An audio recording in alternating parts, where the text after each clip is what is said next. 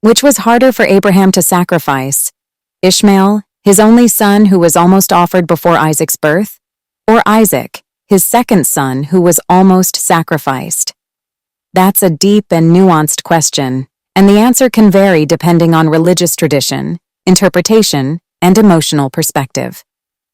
From a narrative and emotional point of view, Ishmael.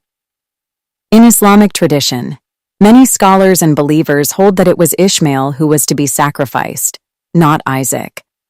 If we go with this view, Ishmael was Abraham's firstborn, and he had a deep emotional bond with him, especially after waiting so long to have a child. The idea of sacrificing his first son, after years of longing and hardship, would have been incredibly painful. Ishmael was also born to Hagar, who had been cast out, adding another layer of emotional complexity. Isaac. In the Jewish and Christian traditions, Isaac is generally seen as the son who was nearly sacrificed.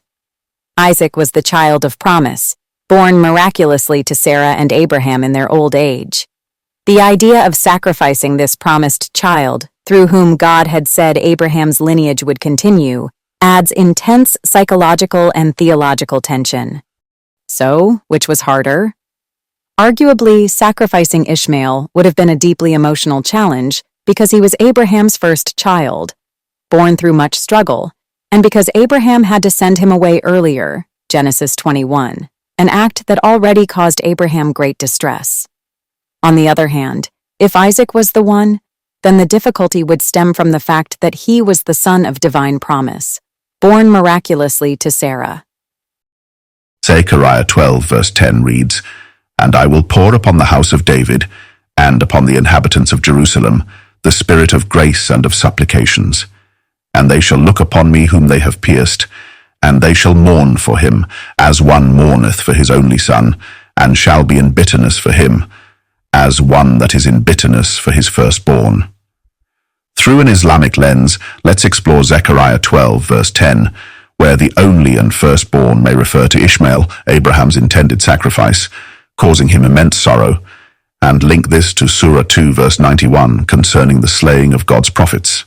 The sacred scriptures, both Old and New Testaments and the Qur'an, narrate profound tales of faith, sacrifice, and the unwavering will of God.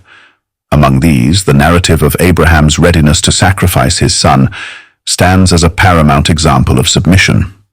While Christian and Jewish traditions firmly identify this son as Isaac, an alternative perspective emerges when examining Zechariah 12 verse 10 through an Islamic lens, suggesting that the only and firstborn mourned may indeed be Ishmael, the elder son, and linking this poignant sorrow to the broader theme of the slaying of God's prophets, as mentioned in the Qur'an, Surah 2 verse 91. From an Islamic perspective, the descriptors only son and firstborn resonate deeply with the position of Ishmael, Abraham's life, at the time of the divine command for sacrifice. When Abraham received the command, Ishmael was Abraham's sole son, and indeed his firstborn, many years before Isaac's birth. The profound sorrow and bitterness described in Zechariah 12 verse 10, mirroring the grief for a singular, irreplaceable child, powerfully aligns with the immense emotional trial Abraham faced concerning Ishmael.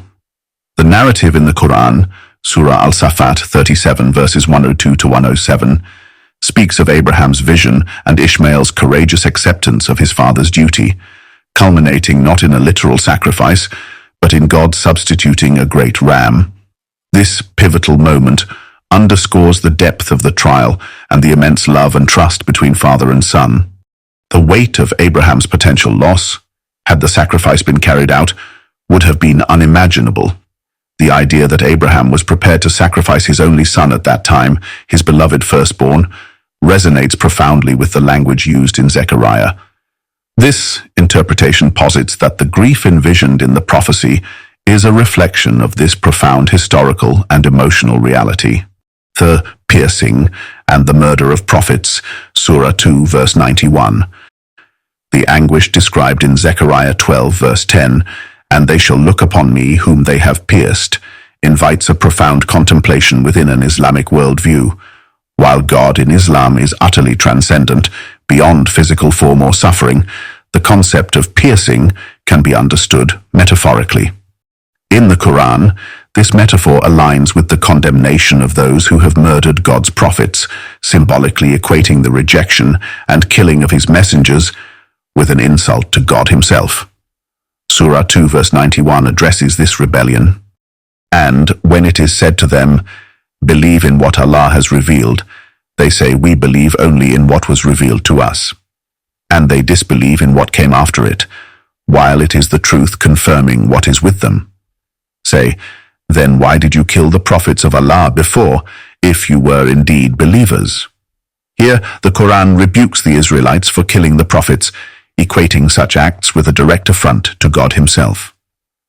This aligns with the language of Zechariah 12 verse 10, "They shall look upon me, whom they have pierced." In Islam, attacking God's prophets is seen as a direct assault upon the divine mission, and by extension, a rebellion against God's will. Conclusion. Through an Islamic lens, Zechariah 12 verse 10's references to only and firstborn harmonize with the identity of Ishmael as Abraham's first son and the near sacrificial offering. Abraham's sorrow reflects the deep grief described in the verse. Furthermore, the piercing mentioned in Zechariah 12 verse 10 finds a thematic parallel in the Quranic condemnation of those who murdered God's prophets, illustrating that such acts of violence against the messengers of God are tantamount to defying God himself.